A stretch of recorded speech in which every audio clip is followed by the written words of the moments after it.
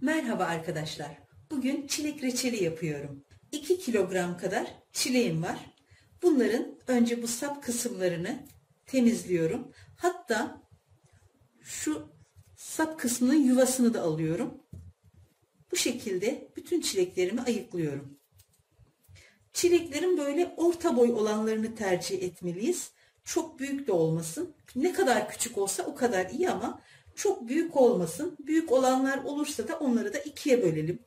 Veya üçe bölelim, fark etmez. Büyüklüğüne göre değişebilir bu. Şu şekilde. Üzerinde bu şekilde sap bırakmıyoruz. Onu da alıyoruz. Bütün çileklerimi bu şekilde ayıklıyorum.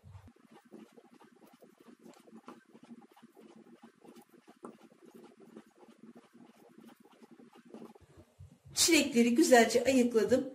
İçinde yaralı olan, çürük olanları da çıkardım. Şimdi bunları güzelce yıkayacağım. 5-6 su yıkadığım çilekleri iyice süzdürüyorum. Şöyle biraz süzgeçte beklesin. Suyunun iyice süzülmesi lazım. O yüzden sulu bırakmamaya dikkat etmemiz gerekiyor. Suyu iyice süzüldükten sonra şekere yatıracağım.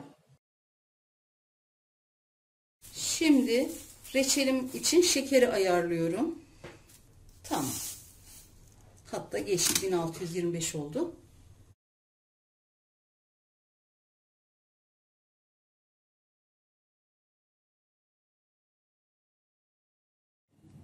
Çileklerimi iyice süzdüm. Şimdi tencereye alacağım.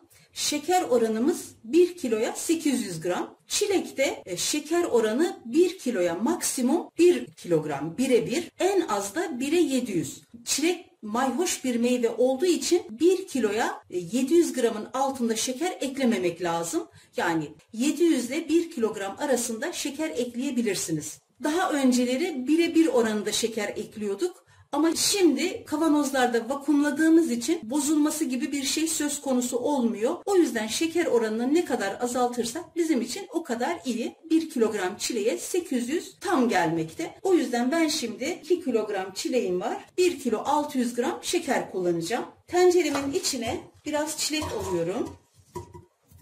Şöyle incitmeden koyuyoruz.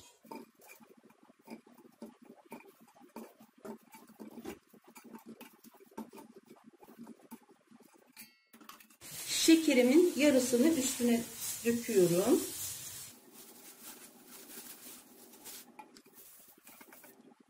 Şimdi kalan çilekleri de şekerin üzerine döküyorum.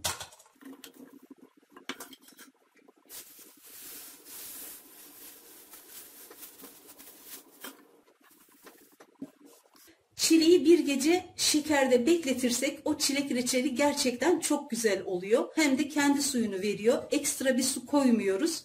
Vaktiniz yoksa su ekleyip hemen yapabilirsiniz. Ama bir gece bekleyip ya da sabahtan akşama kadar bekletip o şekilde yapılan reçeller çok daha güzel oluyor. Ömrü de uzun oluyor o şekilde. Şu anda şekerini de ekledim. Kapağını kapatıyorum. Buzdolabına alıyorum. Ertesi gün inşallah yapmaya başlayacağım.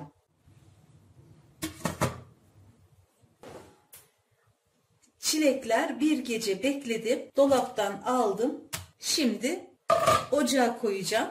Tamamen suyunu salmış. Hatta bu arada çilekler daha da küçülmüş. Şimdi ocağa alıyorum ve artık kaynatıyorum. Ocağımın orta gözüne aldım. Orta gözüne aldığımız zaman altını tamamen açabiliriz. Eğer şu büyük gözüne almış olsaydım harlı ateşte değil de orta ateşte kaynatacaktım. Şimdi orta göze aldığım için altını tamamen açıyorum. Harlı ateşte kaynayana kadar kaynatıyorum. Şöyle bir karıştırıyorum. Şekerler dibinde yavaşça. Şekerler dibine çöktüğü için önce bir karıştırıyoruz yavaşça.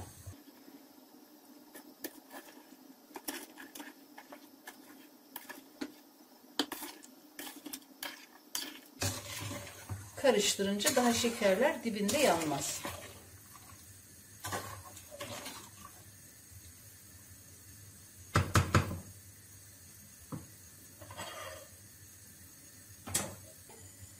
Çilek reçeli çok köpüren bir reçel olduğu için kaynamadan içine bir çay kaşığı da tereyağı atıyorum. Bu yağ reçelin aşırı derecede köpürmesini engelleyecektir.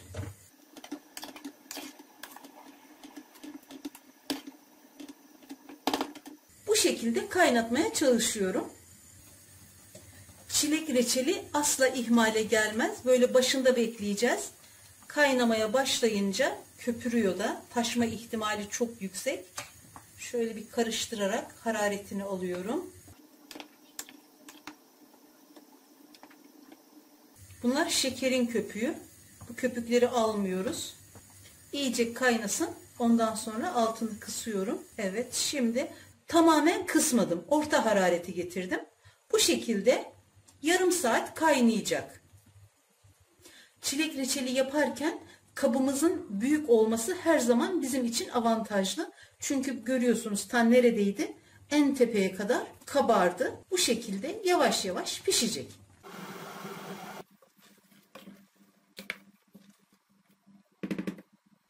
Kaynayan reçeli arada böyle sallayarak hepsinin eşit şekilde pişmesini sağlamaya çalışıyorum. Yarım saat doldu. Şimdi reçelimin içine 1 yemek kaşığı limon suyu ekliyorum ki reçelim ileride şekerlenmesin. Limon suyunu ekledikten sonra bir 5 dakika daha kaynatıyoruz. Biraz alıp kıvamına bakıyorum.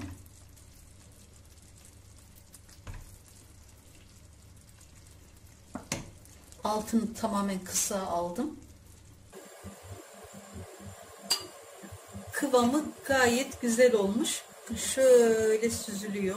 Daha da tam soğumamış. Soğursa daha da güzel olur. Şimdi tenceremin altını kapatıp kavanozlara dolduruyorum.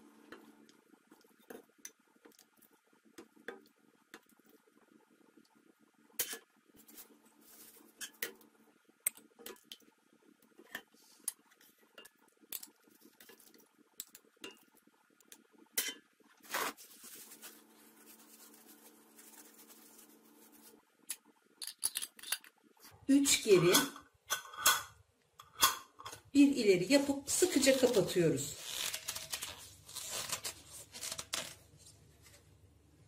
Böyle yapınca ters çevirmemize gerek kalmıyor.